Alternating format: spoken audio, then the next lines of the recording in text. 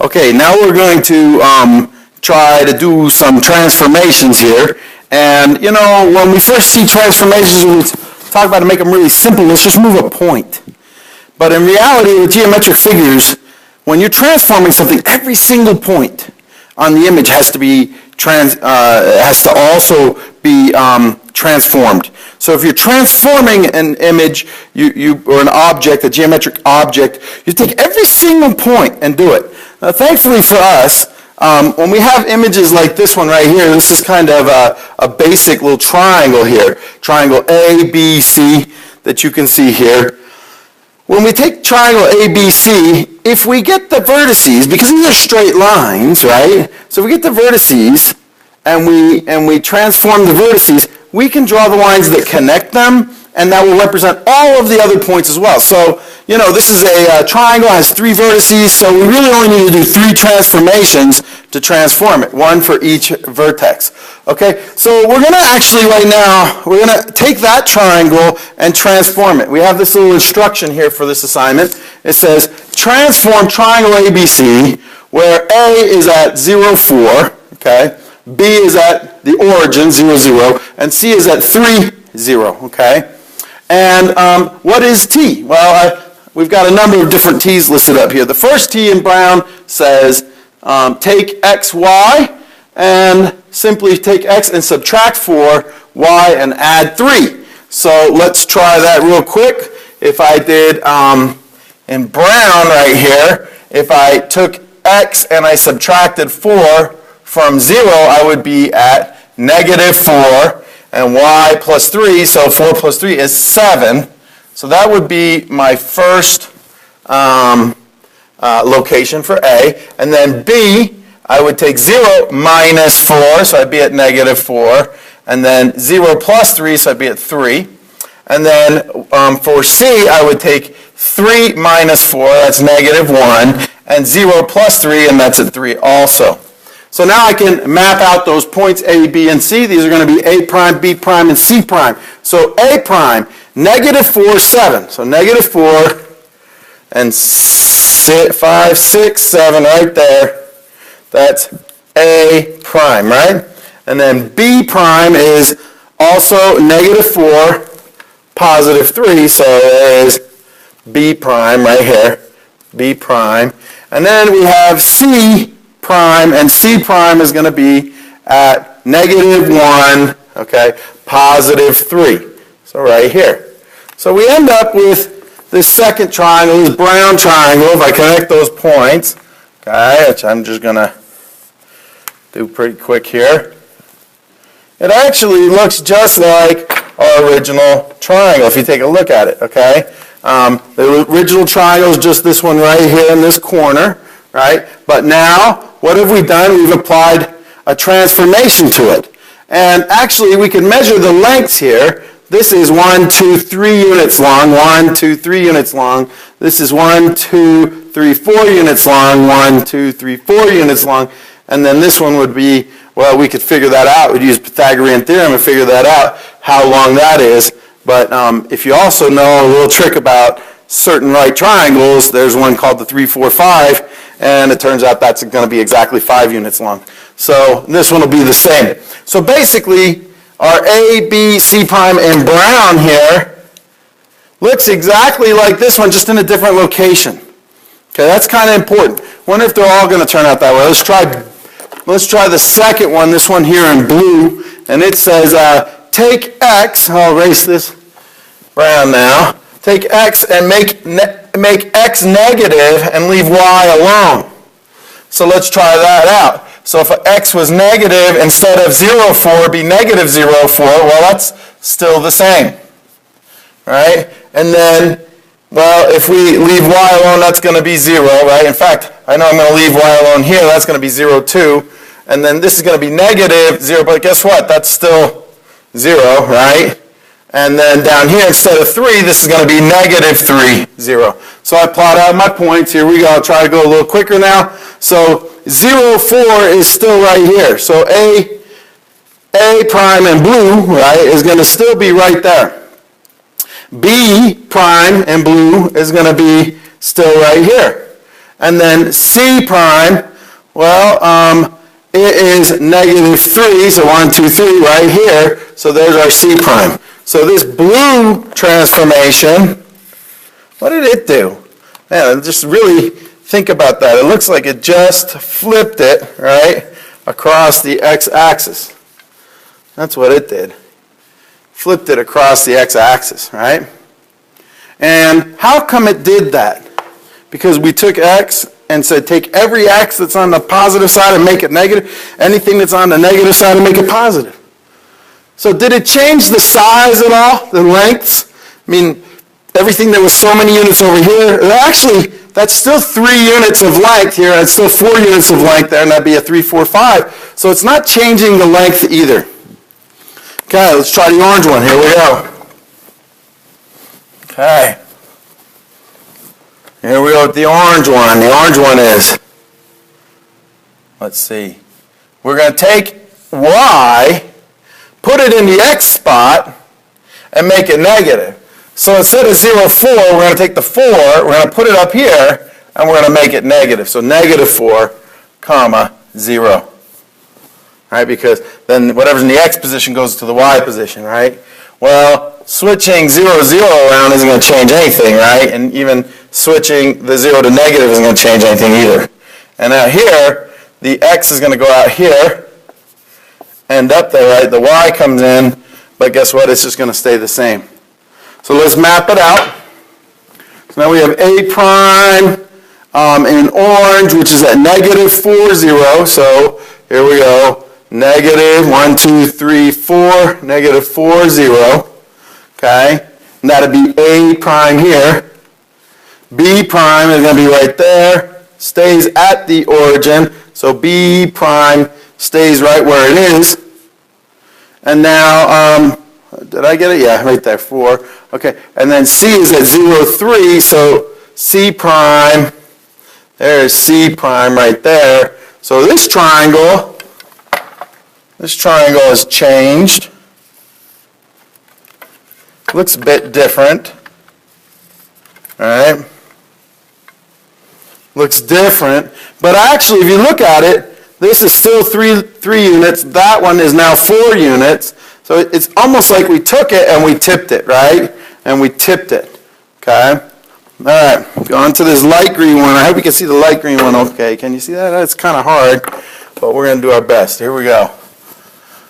The light green one says take x and make it 2x. Take y and make it 2y. Well, we can do that fast. Here we go. 2x, so 2 times 0 is 0. 2 times y is going to be 8. 2 times 4 is 8. And 0, 0 will stay right there. And 2 times 3 is 6. And 2 times 0 is still 0. So we now have, let's take a look at that transformation. What did it do? Well, it took our triangle. Instead of A being at 0, 4, A is now at 0, 8. So there it is right up there. There's A prime. B prime stayed at 0, 0. C prime came out here to 6. All right, we got something very interesting going on. We can definitely tell that this one is a whole new triangle. Well, they're all new triangles, right? Because they're all transformed in some way. There is a transformation, by the way, that's called the identity transformation. I'll show you that real quick. The identity one, the identity just takes, well, we use this term identity a lot in math, at the higher levels especially, but it says it takes x and y, transforms it so that the output is, guess what? X and y. We call it identity like it retains its true identity. Right? It doesn't go undercover like Batman or something. It just remains in its true identity. So that's the identity transformation. But the rest of them are all new triangles here, right? But these 3 are different. Brown, orange, and blue are different. And green, that light green is like, totally different. Let's check out the dark green. Okay, the dark green, here it is. What do the dark greens say to do? Well, it says take x and double it, leave y the same. So if I double 0, I'm still there at 0, and y stays the same. Take 0 and double it, I'm still at 0, y stays the same. Take 3 and double it, that's 6, and y stays the same. All right, let's come on over here and plot that one out. So A prime is still going to be right here where it's always been for all of these. That's A prime. B prime is staying the same, okay, right there at the origin. But now C prime has been doubled, so it's out to here. So now we have something very interesting going on, okay? What we notice is, I want you to think about this, okay? There's that one. It does not even have the same dimensions or shapes at all. So you kind of have, what you have is you have the first three took the triangle. This one actually just kept it in its same orientation and then just slid it. And that one, the brown one here, this is called a translation. Notice how it's characterized. All we're really doing is adding or subtracting from x and y, consistently moving it in one direction or the other, okay? That's the translation. What about this blue one? Well, the blue one, we took what was, positive and made it negative, and that's really all we did there. This one is what was called a reflection. Okay? And you remember, if you remember, the original triangle is going like this, right? We had this original triangle, and the blue one looks almost like it was reflected over a mirror. So this we could say is a reflection over the y-axis. Okay? All right, and then this third one here, the orange one. Well, remember how this orange one seemed like it just kind of got kicked over, right? That's called a rotation. It's like the triangle was sitting like this, and somebody came over and boop, kicked it, and it just went boom, fell right down. So this is a rotation, okay? And it rotated around the origin here so that the origin stayed, it's the only point on that triangle that stayed the same. Everything else moved. This moved up, it kind of pivoted around, and this moved down, it pivoted down, but this would be, like if you're thinking about agriculture farming, right? This is the pivot right here, and everything like rotated around it. And the direction that it went in, this one went into a, what we call counterclockwise direction. This is counterclockwise, right? This is the way the clock goes, right? So this is counterclockwise. And this is clockwise. Okay, so we have a translation, a reflection, a rotation. Now this one here, this is different altogether, right? This light green one, it's kind of like it just blew it up, but it kept the same proportions, right? I mean, 3 became 6 down here, and 4 became 8 up here, and that 5 would have become 10. And if you look, all those angle measures, it turns out they would have all been the same. So this is one that is what we call a dilation, and in particular, this one was an enlargement. We just made the shape and we enlarged it. But what we're going to use this term, we say the two triangles we've got here, they're similar. They're similar triangles. Okay? Then down here, this last one, what did we do to it? Well, it almost looks like we flipped it and then rotated it or something, but is this ratio the same? This was 6 and that's 4. Before it was 4 and 3. Is 6 to 4? 6 to 4 the same as 4 to 3? How do we know that, right? Well, we do these cross multiplies, equivalent ratios. We use these all the time. They're great to test out. Does the next one have the same dimensions or ratio here? So we write ratios. Ratios can be written as a fraction, right? And we write ratios, they can be written like 6 colon 4, all right? We can say it's 6 to 4, right? Or we write 6 over 4, right? So this is the ratio of the new one that's there, okay? And assuming that the 4 and the 3 switched, well, let's just see what would happen. So 6 times. So how do we solve if this is true or not? We cross multiply. So one time you're allowed to multiply fractions. Cross multiply is a cross and equal sign, right? 6 times 3 is 18. 4 times 4 is 16. Boy, that's not equal. Well, what if we didn't flip this? What if we said, okay, the 6 over the 4, and we did the 3 over the 4? What if it was still 3 over 4. We didn't do a rotate, reflect, whatever. Is there some way that we could have made this equal? So 3 times 4 is 12. Oh, and that's not equal, by the way. 6 times 4 is 24. So that's not equal either.